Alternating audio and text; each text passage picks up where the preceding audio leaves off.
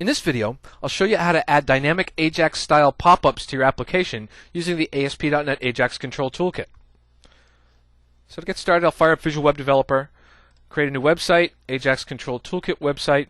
Remember, this doesn't get installed by anything. The AJAX Control Toolkit comes with a solution, and if you build that solution, there'll be a VSI file in one of the projects that you can run to install this template. Otherwise, just create an AJAX-enabled website and add the DLL and the reference to the AJAX Control Toolkit manually.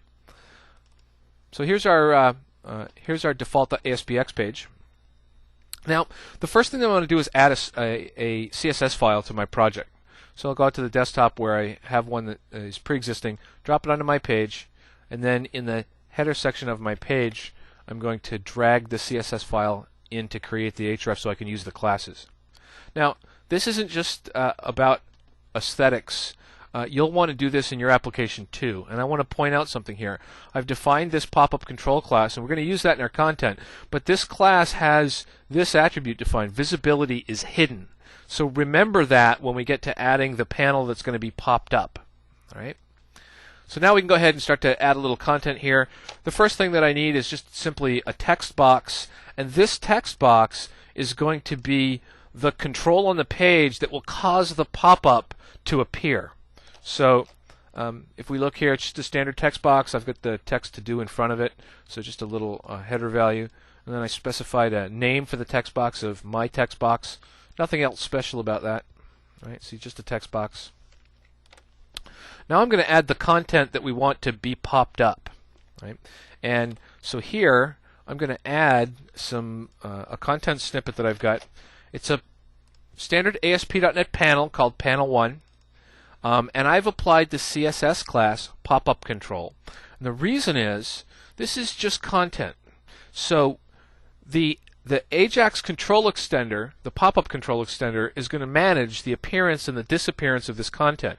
But the content starts loading as soon as the page is downloaded, and then the JavaScript fires. So we want this to be hidden by default. Otherwise, the page will load, the JavaScript will fire, the JavaScript will determine that this panel is visible and it's supposed to be hidden, and it will make it hidden, but that little bit of latency in execution will cause this panel to flash on the screen instantaneously. So by setting visibility false in this CSS class and then applying the CSS class to the panel, we prevent that flash from happening.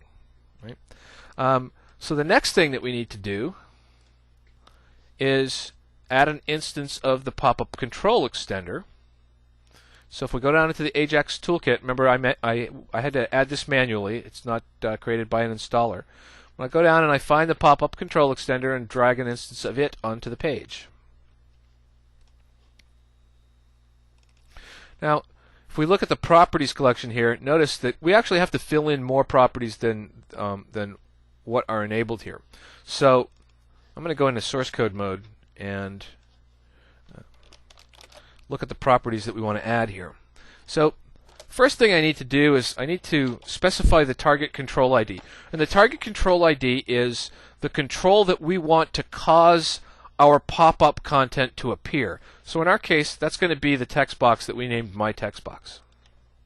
So that's called the target control ID. Next, we need to specify the pop-up control ID, and that's going to be the control that contains the content that we want to appear when the text box gets activated. In our case, that's going to be Panel 1.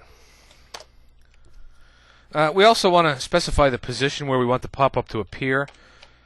So we'll just put that at the bottom, and this is relative to the target control, so that'll go there.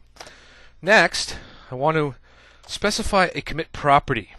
And the property that we're interested in dealing with is the value property of our pop-up list. And lastly, we're going to add a commit script. This is really interesting. This is a script that fires when a selection is made in the pop-up. So in our case, we'll just we'll add the script in line rather than using a separate JavaScript function. But we'll say e.value, and and we'll append some static text. We'll say send a meeting request. Close, and then semicolon, remembering that this is inline JavaScript.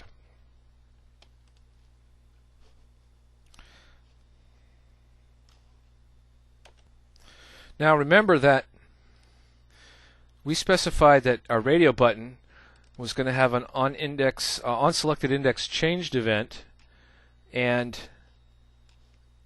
that event was going to be radio button list list1 underscore selected index changed, and that's where we're going to retrieve the value that we're working with in our script code here. So in order to get that, we need to wire up that event handler. So let's go into our VB code, and we can select the radio button list, wire up a selected index changed event. Now in this event we're actually going to be working with the value and returning that value to the pop-up control extender. So in order to do that, we need to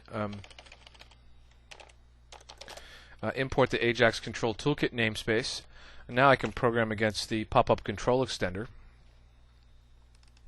And so just again use little snippets so you don't have to watch me type all of this. But notice what we're saying here is that first we're making sure that the selected index actually contains a valid value, right? So we want to make sure that the radio button list has a real value.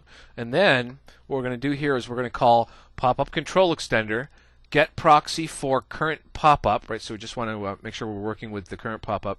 So passing in the equivalent of a this reference or me reference to the current page in VB, and then calling the commit function, passing in the selected value from the radio button list, and that's how we provide the value to the script that where we're saying e.value. This is where it originates, right? Okay. So let's take one last look at our code before we test.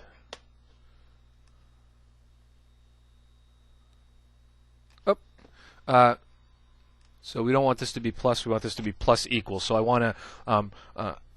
want to take whatever value got returned from the radio button and append this static text to it.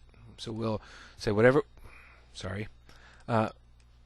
we selected in the radio button, the value will be the person's name, and then we'll add to that person's name this message, send a meeting request. All right, so now let's go ahead and try our application out. So note the pop-up in the position where we wanted it to. So slick, so we don't have to, somebody doesn't have to enter the name. They can select from this list. And remember, I implemented this as static content, but this list can be dynamically built at runtime from a database or from an XML file.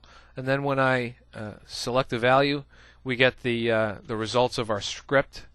Right? Go in here, I can select a different one.